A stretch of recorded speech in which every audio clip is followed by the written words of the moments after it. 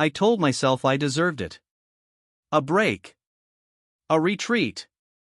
Time away from the responsibilities of marriage, of the daily routine that sometimes felt suffocating. I called it a retreat in my mind, but the truth was uglier. It was an escape. I didn't tell Daniel, my husband, the real reason I was going. I said I was heading to a wellness resort with a few girlfriends, the kind of weekend meant for yoga, detox, and self-discovery. He believed me. Why wouldn't he? I was his wife, the woman he trusted without hesitation. That blind trust was my shield, and I used it without shame. The retreat was nothing more than a hidden getaway with someone else. A secret I had been nurturing in shadows for months. The thrill of stolen moments, the rush of being wanted, it had consumed me. I convinced myself it was harmless, temporary, a phase I could control. I would come back to Daniel refreshed, recharged, as if nothing had happened. That was the plan. But when I returned 3 days later, suitcase rolling behind me, something in the air felt wrong. The house was dark. The porch light, which Daniel always left on for me, was off. My stomach tightened. I pushed the key into the lock, opened the door, and stepped inside. Silence.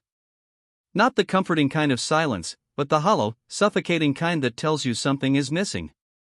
I called his name. No answer. I moved through the living room and froze. The walls looked bare. The shelves, once filled with our wedding photos and travel souvenirs, stood empty. My pulse raced as I dropped my bag and ran upstairs. His closet was stripped clean.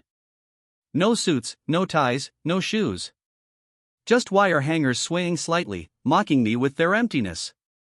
My heart pounded in my ears as I stumbled into the kitchen. That's when I saw it, a single envelope on the counter. My name written in Daniel's familiar handwriting. My hand shook as I tore it open. Emma. You left for your retreat, but we both know what it really was. I'd known for weeks. The late nights, the messages you thought you hid, the lies you told so smoothly, I saw it all. I gave you a chance to come clean, but you chose to vanish instead. So I've done the same. Only difference is, I won't be coming back. I've taken my things, my savings, my dignity.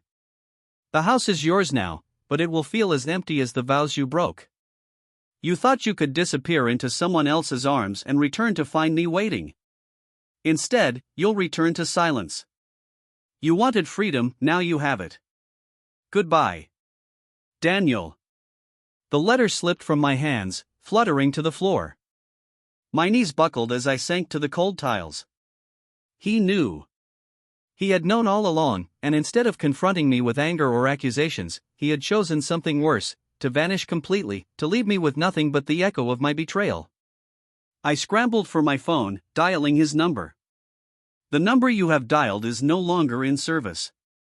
Again and again, the same response.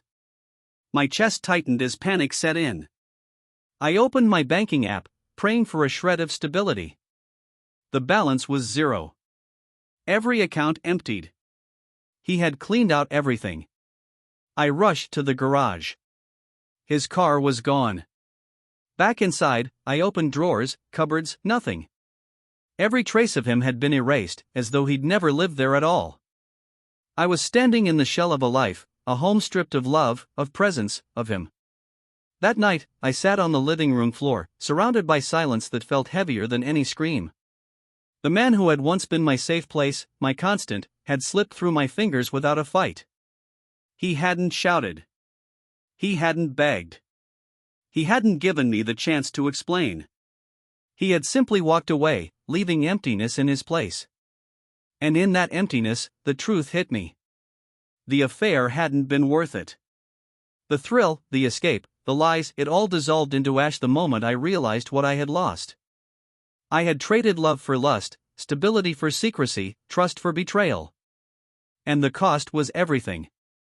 I stared at the walls that once held our laughter, at the bed that once carried our dreams, and all I felt was regret. Regret that burned hotter than any affair ever had. I vanished for my hidden retreat thinking I would come back to the same home, the same man, the same life. But what I returned to was an empty house, an empty future, and an emptiness inside me that I knew would never be filled again.